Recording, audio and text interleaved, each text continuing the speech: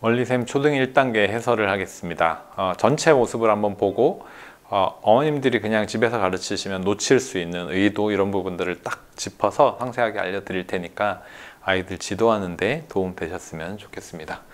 전체 흐름을 보면 받아올림, 내림이 없는 두 자릿수의 덧셈, 뺄셈 각 자리의 계산이에요. 그리고 한 자릿수 연습, 그 다음 한 자릿수의 응용 연습이라고 제가 적었는데 이건 실전에 많이 이제 필요한 부분이에요. 그 다음에 두 자리 더하기 한 자릿수로 두 자리의 원리를 배우는 2학년의 예비 단계 이렇게 마무리를 하게 됩니다. 그 중에서 1권을 이제 어렵다고 하는 아이들이 많이 있는데 1권은 초등 교과의 흐름을 따르고 있는 거고 받아올림이 없는 한 자릿수를 배운 다음에 받아올림이 있는 거 하기 전에 받아올림이 없는 두 자릿수를 먼저 하게 돼요. 교과서에서도.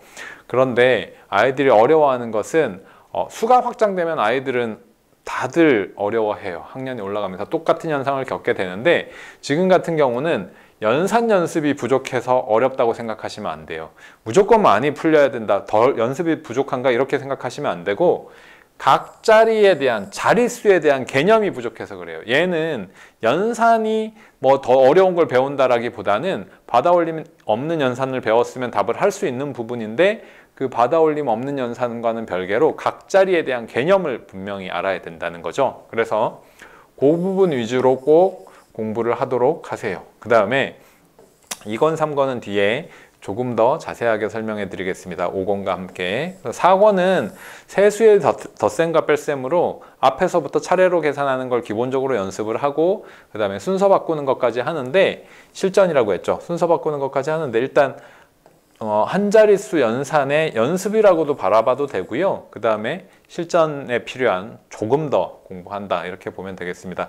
6권은 두 자릿수, 한 자릿수의 원리를 여러 가지 방법으로 살펴보니까 살펴보고 난 다음에 본격적인 연습은 두 자릿수로 한다 이렇게 아시면 될 것 같아요. 2학년 책에서. 자, 자세하게 한번 볼게요. 수를 주어 10 만들기. 자, 작은 수를 쪼갠다고 생각하는 거예요. 작은 수를 쪼개요. 큰 수에 더해줘서 10을 만든다. 이렇게 9니까 1과 9를 만나게 해서 10을 만든다. 자, 8이니까 3과 8이면 2와 8이 만나게 해서 10을 만들고 나머지가 1이라서 11이 된다. 이런 논리로 연습을 하는 게 첫 번째. 이 책은 여러 가지 원리를 알아보는 건 7, 8세 단계 마지막 쪽에 오히려 원리 알아보기 이렇게 되어 있고 얘는 빨리 효율적으로 연습하기 쪽에 더 초점이 맞춰져 있어요. 그래서 이렇게 생각하고 풀어봐 라고 이제 제시를 하는 건데 조금 전에 원리가 그러면 실제로 연습할 때는 9에는 1이 필요해. 그러니까 1을 주자. 6에는 4가 필요해. 4를 주자. 그러면 이건 남는 게 없으니까 10. 9에 또 1이 필요해. 1을 주면 여기 2가 남으니까 12. 이렇게 생각해서 해보라는 거예요. 8에 2가 필요하니까 2를 주면 여기가 12. 2가 남아서.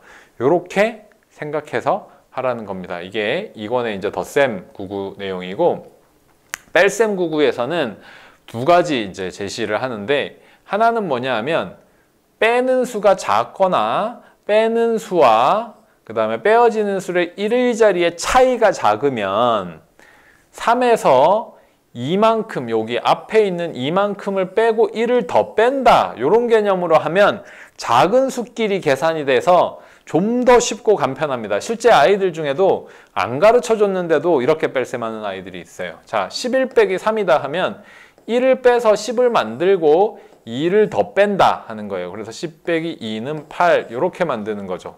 자, 12 빼기 4다. 2를 빼서 10을 만들고 2를 더 뺀다. 이런 개념이에요.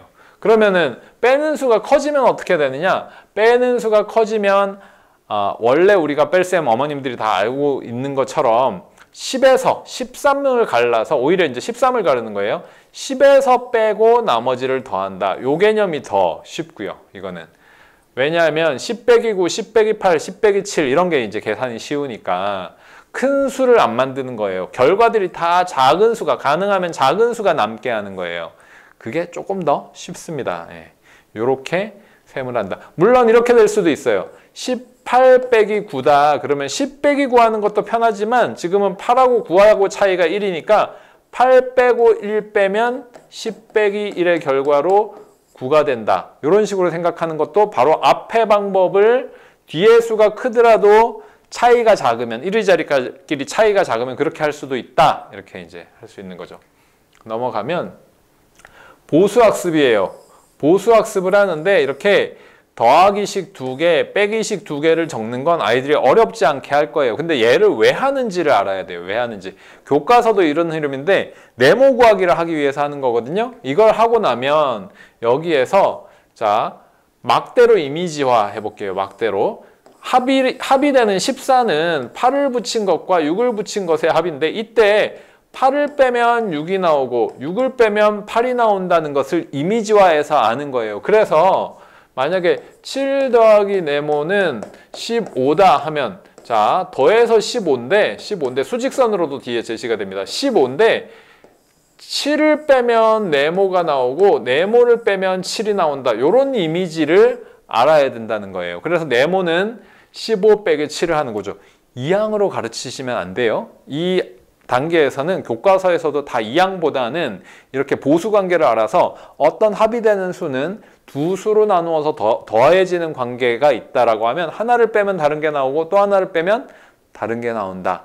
이런 관계들을 정확하게 이해해야 네모 구하기를 아이들의 시각에서 잘 할 수가 있어요. 원리샘도 교과서의 생각을 따라서 그런 식으로 이제 설명을 해주고 있으니까 물론 그와 함께 이항이라는 어떤 거꾸로 셈의 개념도 함께 설명해주고 이해시켜야죠. 근데 지금 당장은 교과서에서도 처음에 이렇게 이해하게 하고 있으니까 이렇게 이해하도록 아이들을 좀 도와줘 보세요.